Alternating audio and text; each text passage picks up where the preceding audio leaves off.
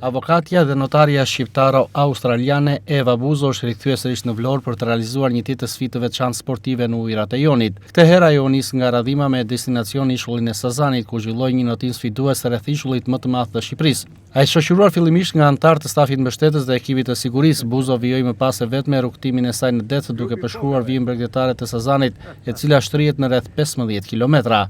Sfida u zhvillua në kushte të hapura detare dhe kërkoi përgatitje të lartë fizike dhe psikologjike, duke dëshmuar edhe një herë përkushtimin dhe qëndrueshmërinë e sportistes në disiplinat e notit në distanca të gjata. Nuk është hera e parë që Eva Buzo zgjedh Vlorën dhe Bregdetin shqiptar për sfidat e saj. 2 vite më parë ajo tërheqi vëmendjen e publikut brenda dhe jashtë vendit me një arritje të jashtëzakonshme ku realizoi notimin nga brigjet e Italisë drejt gadishullit të Karabrunit. Ky udhtim i gjatë në ujëra të hapura u konsiderua një sukses i rëndësishëm personal dhe sportiv, duke vendosur një rekord në karrierën e saj, ndërsa shërbeu dhe si një promovim i bukur i natyrës, peizazheve dhe potencialit turistik të rivierës shqiptare. Me rikthimin e saj në Vlorë dhe realizimin e kësaj sfide të re, Eva Buzo vijon të jetë një ambasadore e sportit të qëndrueshmërisë dhe një promovuese denj e bukurive të ralla që ofron Bregdeti shqiptar.